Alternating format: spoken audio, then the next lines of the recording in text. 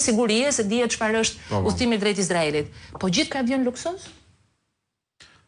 E parë punës ne morëm vesh nga ky deklaratë e kryeministit që kryeministi i Shqipërisë rrezikohet jeta dhe ka kërcënime. Për shkak se Izraeli është, si thua, një vend i rrezikuar. Ti e ke marrë si rrezik personal. Ka ndodhur konflikti, ka një vit e ca që ndodhi konflikti mes Izraelit dhe palestinezëve. Ndodhi edhe konflikti Izrael-Iran, Amerikë-Iran që doni, dhe kur nuk ka pasur raste që një linjë avioni të ketë pasur, si më thënë, të jetë sulmuar, mos e thënë zoti, apo të ketë pasur sulme. Pra, këtu sa më shumë flet dhe kthen përgjigje qeveria, aq më shumë thellohet dyshimi i gjës. Aq më shumë qytetarët që duan të shohin e kuptojnë që në krye nuk kanë më një njeri që i qanë zemra, por ka një njeri që sillet fiks si sheik. Dhe po të shikosh udhëtimet e zotit Rama, zoti Rama më shpesh shkon në Abu Dhabi se sa shkon për shembull në Durrës. Më shpesh shkon në Dubai se sa shkon dhe u qan hallin fermerëve që u përmbyten apo qytetarëve që kanë nevojë.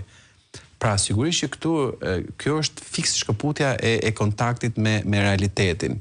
Po deri këtu është drejtën e vet. Pyetja e madhe dhe presioni që duhet bërë opinioni publik, përveç se presionit publik, si më thënë, është edhe që edhe ngriti Klodi me të drejtë.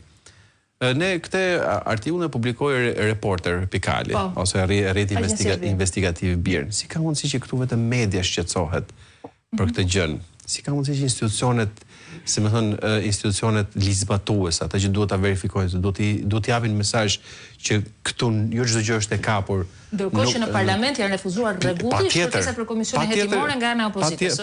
Patjetër që po. Kështu që ky është moment shumë i rrezikshëm. Pra, shohim një avancim të dhunës. Sa më shumë ne besojmë që organi akuzës po shkon drejt kupolës qeverisë, aq më shumë kupola na tregon që kjo gjë jo vetëm që nuk po ndodh, pas nuk ka për të ndodhur kurrë, sepse vetëm kur ti e ke të sigurt që organi akuzës e drejtësia nuk do t'y ngjem këmbë nga ky lloj sistemi, ti se ke për gajle të hypësh në charter.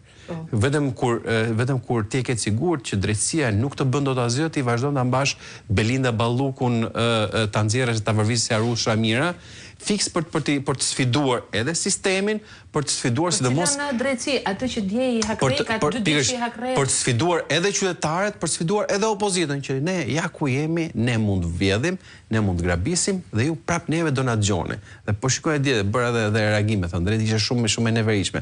Shikosh një njeri që akuzohet që vetëm me një terrantlaps i ka shkaktuar dëm, nuk po them vjedhje, dëm. 50 milionë euro më shumë taksë paguesve shqiptarë.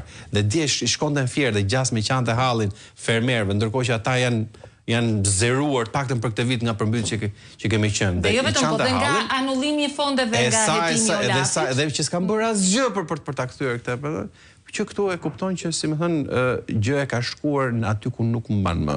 Dhe kjo gjë ose do plasi keq fare, dhe shpeshherë në Shqipëri gjërat plasin aty ku nuk ta pret mendja, ose me sa duhet kemi arritur në atë pikën kur praktikisht shoqëria nuk reagon më, institucionet e drejtësisë pa diskutim që janë të komprometuara në operacionet e tyre, dhe që kjo gjë si më thon po duhesh. Pra ti je me Klodin, duhet kishte kryesisht të paktën 21. Kjo afekton edhe aktivitetin e opozitës dhe kjo nuk është një shqetësim i vogël që nuk duhet drejtuar. Si afekton aty? Afekton sepse kur Edi Rama, si më nxjerr Belinda Ballukun, sikur asgjë s'ka ndodhur.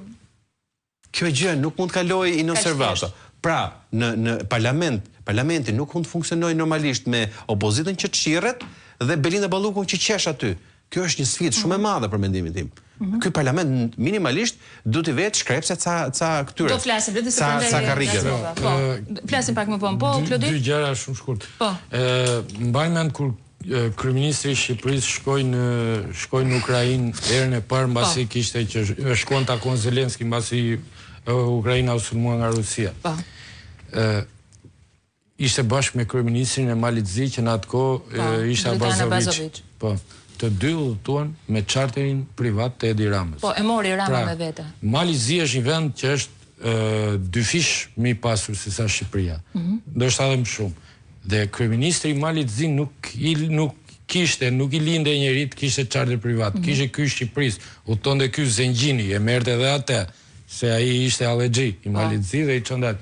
E para, e dyta, mbasi filluan ti plasni në radhë këto çështjet e korrupsionit, kur plasi inceneratori në vonë këto, ky doli publikisht kryeministri dhe tha që ne do bëjmë kod etike edhe për ministrat që nuk mund të takohen me biznesmen, e kështu me radhë.